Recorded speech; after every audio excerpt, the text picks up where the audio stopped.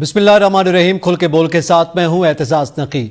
आज के प्रोग्राम में हम जिक्र करेंगे कि पाकिस्तान में सियासी गर्मा गर्मी भी उरूज पर है। पाकिस्तान तहरीक इंसाफ ने एहतजाज किया और इस दौरान इमरान खान की बहनें भी गिरफ्तार हुई, कारकुनान की गिरफ्तारियां भी अमल में लाई गई और वज़ीर आला KP अली अमीन गंडापुर जो है वो यहाँ पहुंचे और उसके बाद वो अचानक लापता हो गए, फिर नमूदार हुए। इसने बहुत से सवालात को जन्म दिया, इस पर भी बात करेंगे। इसके साथ साथ हम बात करेंगे कि KP हाउस को जो इस्लामाबाद में मौजूद है, खैबर पख्तूनख्वा हाउस, उसको CDA की जानिब से सील किया गया, इसकी क्या वजूहात हैं।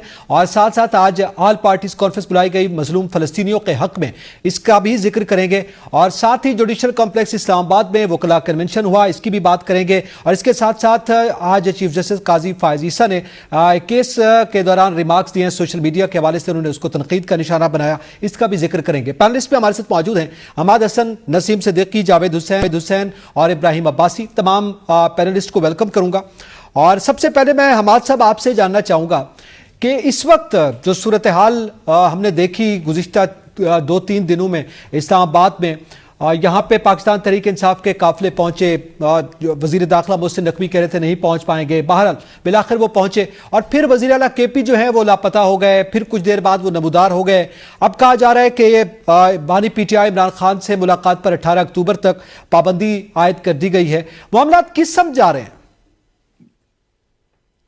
मामलात उस सम पे जा रहे हैं जिस सम की तवक्को की जा रही थी कि PTI के अंदर सियासी विजन बिल्कुल नहीं है, तहरीक चलाना उन्हें आता नहीं है, एस्टेब्लिशमेंट से वो पता नहीं टकरा रहे हैं या उनके साथ मुज़ाकरात के लिए ये सब कुछ कर रहे हैं, क्योंकि PTI की तो तारीख ही यही रही है। दूसरी बात ये कि ये इसको हम तहरीक कैसे कहें, ये तो एक सूबे से लोग निकले थे, खैबर पख्तूनख्वा से। क्या पंजाब के लोग निकले? दूसरे दिन पंजाब से एहतजाज की कॉल दी गई, तो कहां पर एहतजाज हुआ? अगर कोई कहता है कि सख्ती हो रही है, तो सख्ती जब वो ज़ियाउल हक ने मार्शल लॉ नाफिज किया और भुट्टो साहब को गिरफ्तार कर लिया, तो इतना खौफनाक मार्शल लॉ तारीख ने देखा नहीं। लेकिन पंजाब, पूरा पंजाब निकल आया था। पीपल्स पार्टी के कारकुन कोड़े खा रहे थे, खुदसोजियां कर रहे थे और मुसलसल मुजाहिमत करते रहे, हत्ता कि 1983 में MRD ने इस तहरीक को थाम लिया। फिर जब नवाज शरीफ के खिलाफ तो पंजाब के मुस्लिम लीग की कारकुन इतने तगड़े पहले कभी नहीं थे, लेकिन बाद में उन्होंने मुजाहिमत की। और न सिर्फ उन्होंने बल्कि परवेज रशीद के साथ किया हुआ, ख्वाजा आसिफ के साथ किया हुआ, राना सनाउल्लाह के साथ किया हुआ। लेकिन यहाँ तो मामला बिल्कुल मुख्तलिफ है। एक सूबे से वजीर आला निकल पड़ते हैं, पिंडी जलसे में वो नहीं पहुंचते, लाहौर जलसे में वो नहीं पहुंचते, D चौक में वो नहीं पहुंचते, रोज रोज वो गायब हो जाते हैं। तो इसको सियासी तहरीक का नाम कैसे दिया जाए? दूसरी बात यह कि वजीर आला गायब हुए थे, कल वो अचानक नमूदार हुए सूबाई असम्बली के अंदर। तो सूबाई असम्बली जाहिर है उनकी बहुत बड़ी अक्सरियत है खैबर पख्तूनख्वा असम्बली में, तो फिर पार्टी का मजमूई रद्द अमल कहाँ है? क्या सूबाई असम्बली के मेंबरान ने मजमूई रद्द अमल दिया? सॉरी, अली अमीन गंडापुर का जो सियासी किरदार है वो बहुत हद तक मशकूक होता जा रहा है। उससे तो पार्टी की जो सेंट्रलाइजेशन है वो टूटती नजर आ रही है। लेकिन इन हालात में हम क्या तज्जिया करें? हमने तो तहरीकों को देखा भी है, उन्हें सियासत और तारीख के तालिब इल्म की हैसियत से पढ़ा भी है कि फातिमा जनाह तहरीक चला रही थी अयूब खान के खिलाफ, फिर कौमी इत्तेहाद की तहरीक चली थी, भुट्टो साहब के खिलाफ MRD की तहरीक चली, मुशर्रफ के खिलाफ ARD की तहरीक चली। तो वो तो तमाम लीडर इकट्ठे होते थे, सियासी कुव्वतें एक साथ आ जाती थी और मजमूई तौर पर, इज्तिमाई तौर पर तहरीक आगे बढ़ती थी।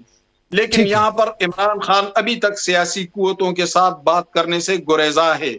तो जब वो सियासी कुव्वतों के साथ बात करने से गुरेजा है, तो फिर वो तहरीक चला किस लिए रहे हैं? ठीक है, फिर वो किस लिए तहरीक चला रहे हैं, ये सवाल है और ये बड़ा अहम सवाल है। मैं नसीम सिद्दीकी साहब आपसे जानना चाहता हूं, ये क्या हुआ कि हमने देखा कि 26 घंटों के लिए जो लीड कर रहे थे एहतजाज को अली अमीन गंडापुर, वो गायब हो गए और वो KP हाउस से गायब हुए, उसके बाद वो असेंबली में नमूदार हुए। असल हकायक क्या है, सूरत हाल क्या थी?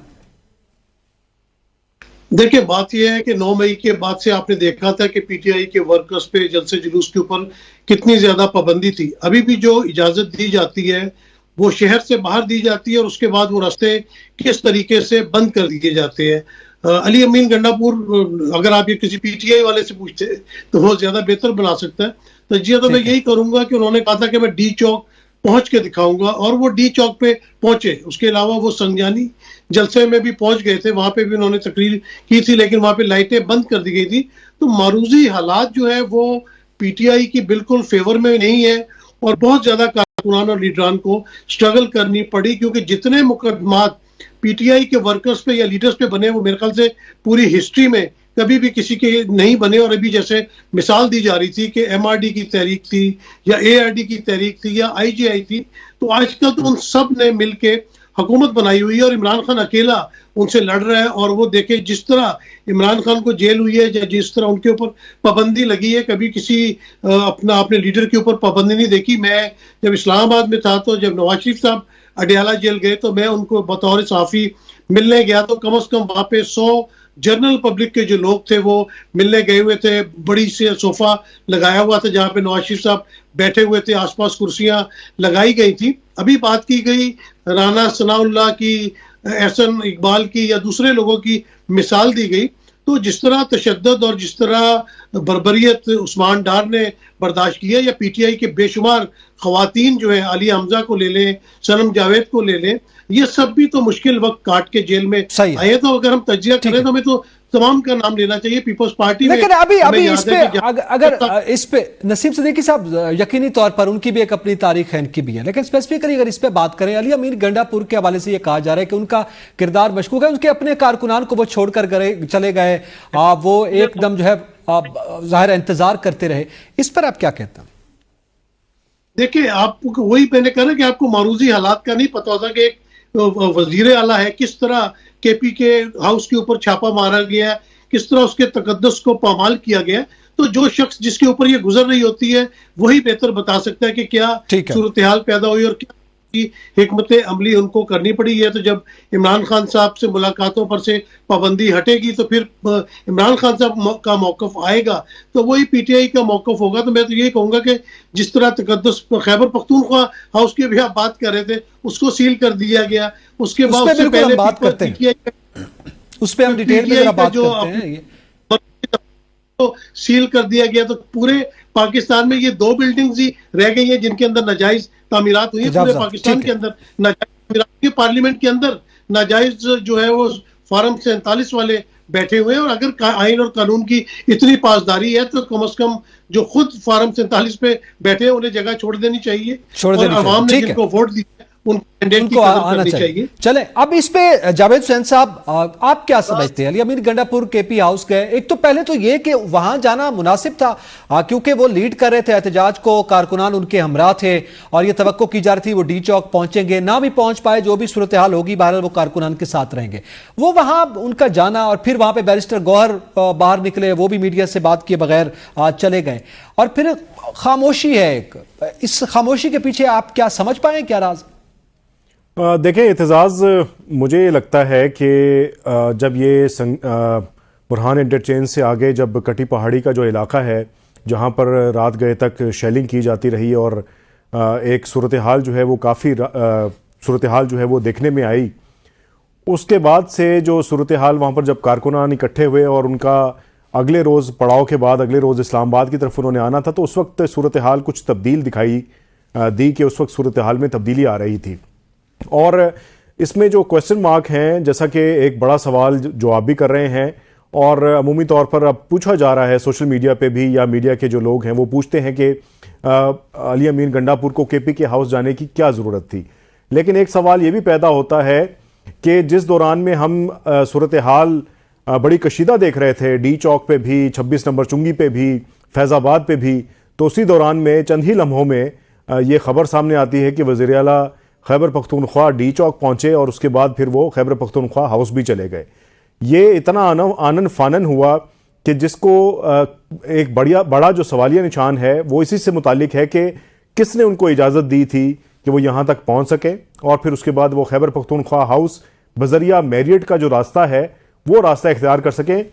आपको बताऊँ कि खैबर पख्तूनख्वा जो हाउस है उसका जो मैरियट की तरफ जाने वाला रास्ता है या मिनिस्टर इनक्लेव की तरफ जो रास्ता जाता है वो कंटेनर्स लगा के बंद किया गया था। उससे ट्रैफिक का गुजरना जो है वो बिल्कुल उसकी ममानियत थी। तो उसके बावजूद वज़ीर आला का जो कॉन्वॉय है या उनकी जो गाड़ी है वो उस रास्ते से वहाँ पर पहुँची।